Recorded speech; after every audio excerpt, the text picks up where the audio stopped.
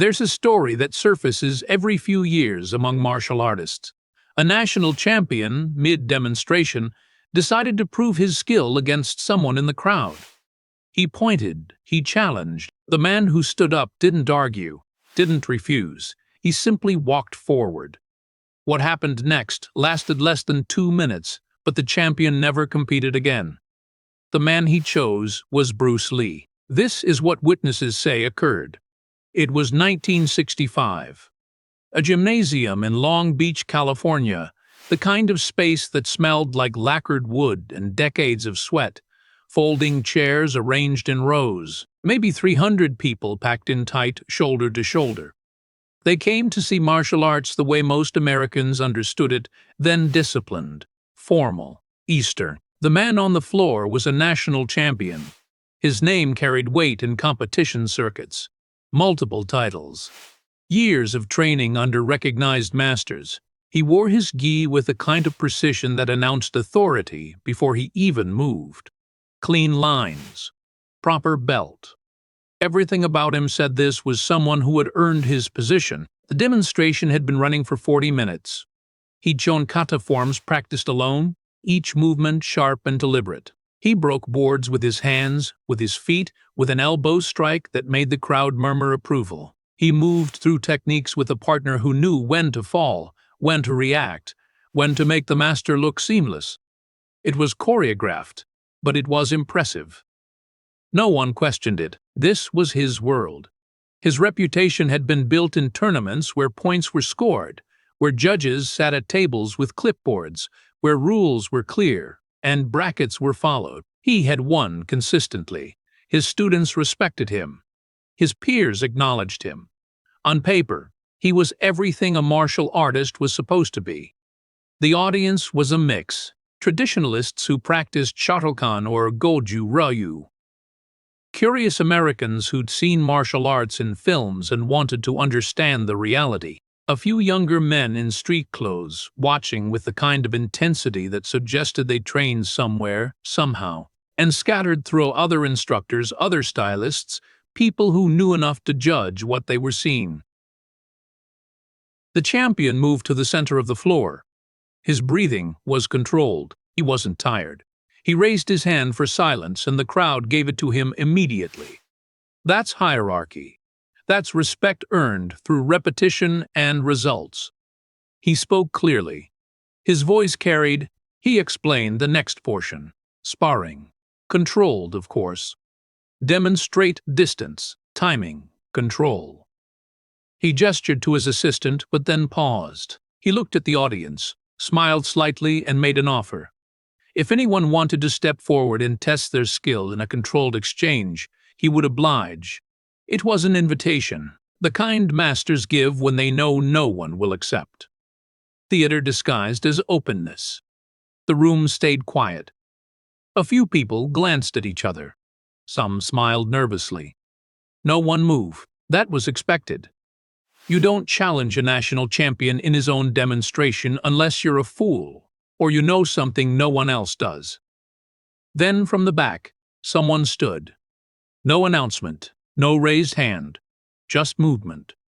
A man in the back row rose from his seat and stepped into the aisle. He wasn't tall, maybe 5'7". Lean build, but not in the way bodybuilders are lean. Functional, compact. He wore dark slacks and a casual shirt.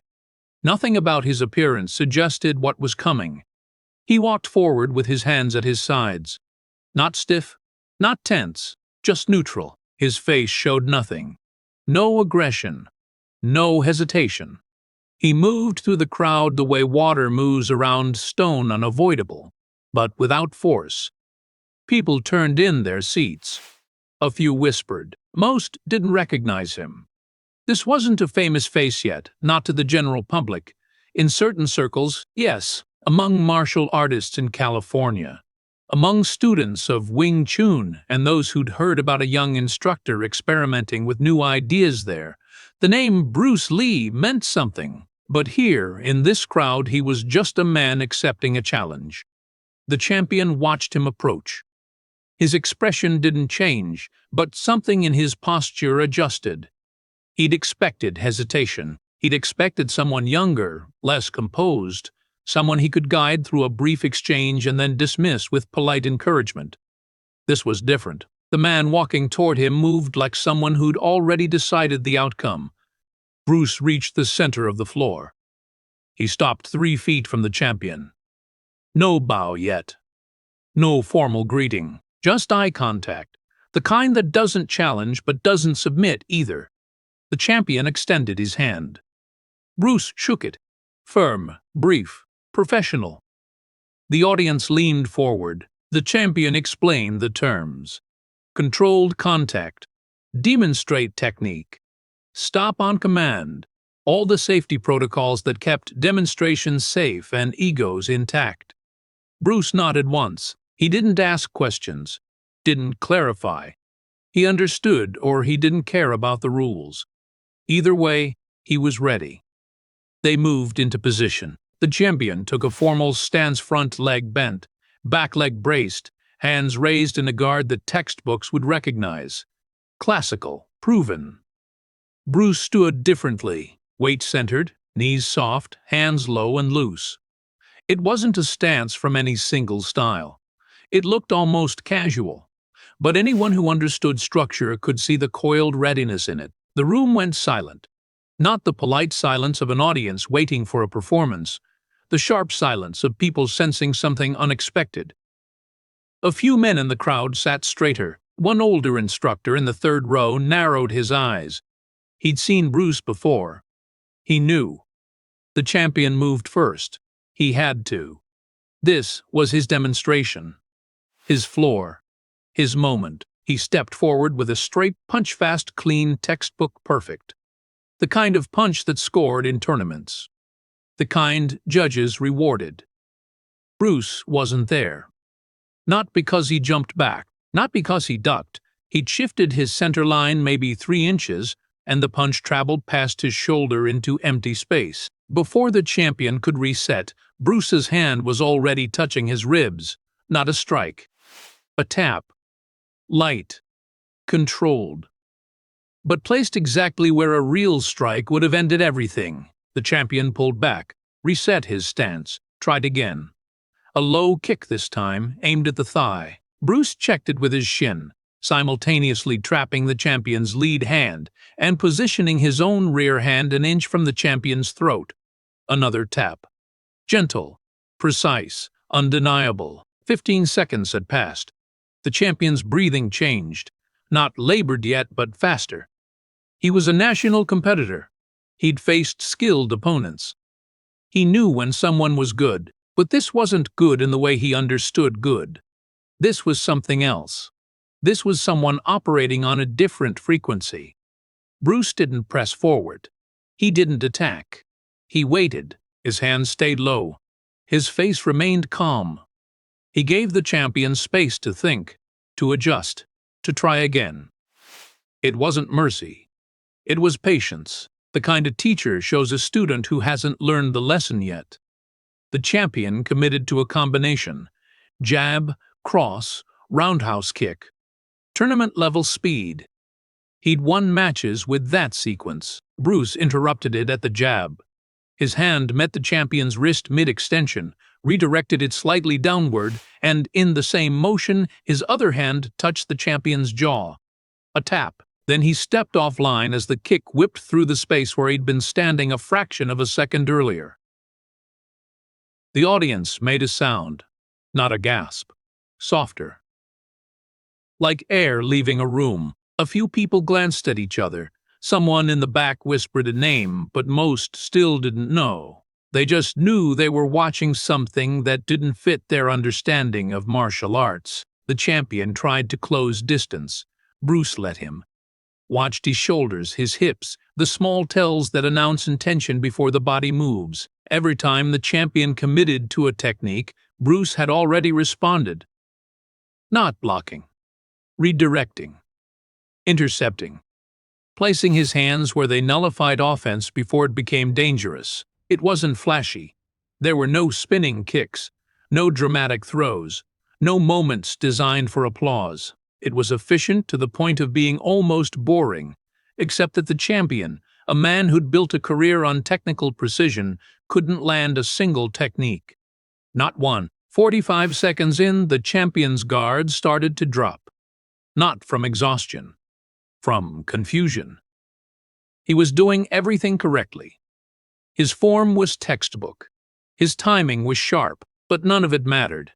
It was like fighting someone who'd already read the ending of every sentence before he finished speaking it. Bruce stepped in. Not to attack, to close the distance and show something. He moved his hand in a straight line toward the champion's face, slow, controlled, deliberate. The champion tried to parry. Bruce's hand curved around the parry and continued forward, stopping a millimeter from the bridge of the champion's nose. Then he did it again. Same motion. Different angle. Same result. The champion couldn't stop it, couldn't redirect it, couldn't even slow it down. Bruce stepped back. Dropped his hands completely. Gave the champion room. The message was clear. This isn't about who's faster or stronger. This is about understanding. And right now, you don't. The champion stood there. His chest rose and fell, sweat beaded at his temples. He looked at Bruce, really looked, and in that moment something shifted in his expression. The realization wasn't angry. It was just clear. He bowed. Bruce bowed back. Lower. Longer, with the kind of respect reserved for someone who'd tried honestly and learned something difficult. The champion didn't speak. He turned and walked to the edge of the floor. Not in defeat. In silence. The kind of silence people enter when they've just had their understanding of something fundamental completely rewritten. His assistant approached, said something quiet. The champion shook his head. He didn't want to continue. Not because he was hurt. Because what was the point? Someone in the fourth row said the name out loud. Bruce Lee. It spread through the crowd like wind through grass. A few people nodded. A few looked confused. Most just stared at the man standing calmly in the center of the floor, hands relaxed, breathing normal, looking like he just finished a light warm-up. Bruce walked back toward his seat. He didn't address the crowd. Didn't explain. Didn't offer commentary. He'd been asked to demonstrate his skill, and he had. That was enough. A few people in the aisle moved aside. One older man, an instructor from a traditional school, reached out and touched Bruce's shoulder as he passed. Nodded. No words. Just acknowledgement. The demonstration continued. Another instructor took the floor. Showed techniques. The audience clapped politely. But the energy had changed. Everything felt slower now. Less certain. People who'd been confident in their understanding 10 minutes ago were now questioning things they'd believed for years. The champion sat in the front row. He didn't leave. Didn't hide. He watched the rest of the demonstrations with the focus of someone trying to rebuild a framework that had just collapsed. Later, people who knew him said he became quieter after that day, more thoughtful. He still taught, still trained, but the arrogance was gone. He'd been shown the difference between technique and application, between knowing the moves and understanding the principle. Bruce stayed until the end, spoke with a few people who approached him, answered questions briefly, without ego. Someone asked him what style that was. He said it wasn't a style. It was just responding to what was in front of him. That confused people more. They wanted a name, a system, something they could label and study. Bruce didn't give them that. He gave them a demonstration, and the demonstration said everything he would have said with words. Years later, the champion told a student what happened that day. He said he'd spent a decade learning how to perform martial arts. Bruce had spent that time learning how to use it. The difference, he said, wasn't in the techniques. It was in the understanding of when, where, and why. He said he'd been doing choreography and calling it combat. Bruce had shown him the distance between those two things was greater than he'd imagined. Bruce didn't write about that day. Didn't reference it in interviews. It wasn't a trophy moment for him. It was just another demonstration. He did dozens of them in those years, trying to show people that martial arts didn't have to be rigid. didn't have to be bound by tradition for tradition's sake. Most people didn't understand. They wanted the forms, the belts, the hierarchy. Bruce wanted the truth. The people who were there, though they remembered. Students who trained with Bruce later would hear the story from others who'd been in that gymnasium. They'd ask him about it. He'd shrug, say the champion was skill, say the problem wasn't the champion's ability.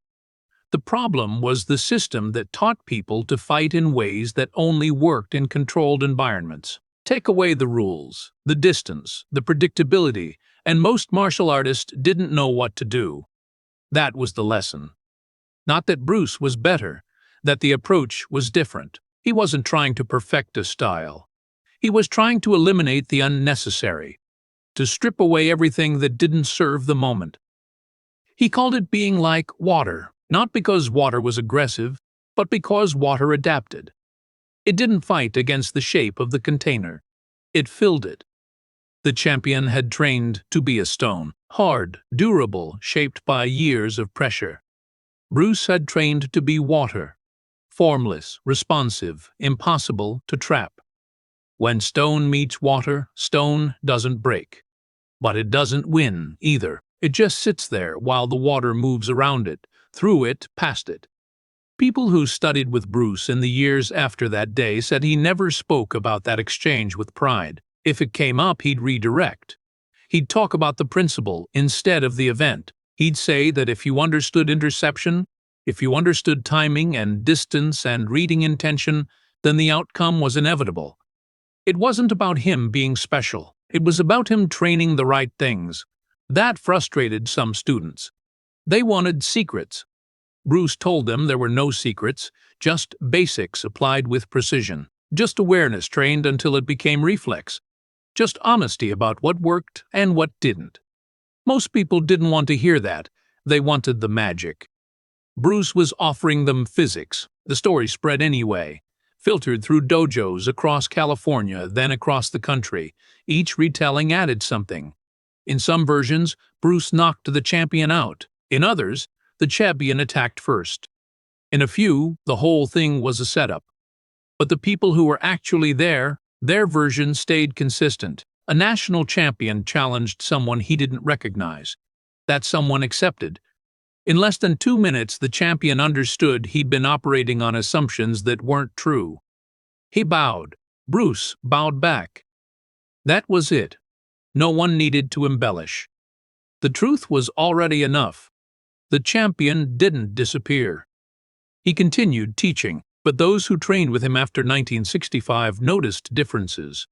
He asked more questions, tested techniques against resistance instead of assuming they'd work, encouraged his students to spar with people from other schools, other styles. He stopped talking about being the best and started talking about being effective. Some of his peers criticized that, said he'd lost his confidence, lost his edge. He didn't argue, just kept training. A few years before he died, he told an interviewer that the best thing that ever happened to his martial arts was being humbled in front of 300 people. It forced him to rebuild, to question, to start over with honesty instead of ego. Bruce went on to do what everyone knows: films, philosophy, a legacy that outlived him by decades. But the people who knew him before the fame, before the movies, before the legend became larger than the man they point to moments like that day in Long Beach. They say that's who Bruce actually was, not the dragon, not the icon, just someone who understood something deeply and wasn't afraid to show it when asked. Martial artists still reference that exchange, not because it was violent, not because it was dramatic, because it was clear. Because it demonstrated something that's easy to forget in a world obsessed with rank and reputation. Skill isn't about what you can do in theory. It's about what you can do when someone's in front of you, moving with intent, and you have to respond in real time. The champion's name isn't usually mentioned in retellings. Not out of disrespect, out of irrelevance. The lesson isn't about him. It's about the moment. About what happens when performance meets application. about the difference between looking good and being effective. His name doesn't matter. Bruce's does. That's not cruelty. That's just what time does to stories. It keeps what matters and lets the rest fade. Decades later, students training in Jeet Kune Do or systems influenced by Bruce's ideas hear that story. Some think it's mythology, exaggeration. They search for footage that doesn't exist. They ask instructors who weren't there. But the ones who were there, the ones still alive, they don't exaggerate. They say it was quiet. Say it was over fast. Say it didn't feel like a fight. It felt like a lesson delivered without words. That's the difference between winning and teaching. Winning is temporary. Teaching is permanent. The champion won tournaments. Bruce taught a principle that people are still trying to understand 50 years later. One is a trophy. The other is a legacy. And that's why the story survives. Not because Bruce Lee beat someone, because he showed something true in a world full of illusions. And the people who saw it, who really understood what they were watching, they carried that truth forward, passed it down, kept it alive. The champion learned. That's rare. Most people double down when they're proven wrong. He didn't. He rebuilt. That takes courage. But history doesn't remember courage without context. It remembers clarity.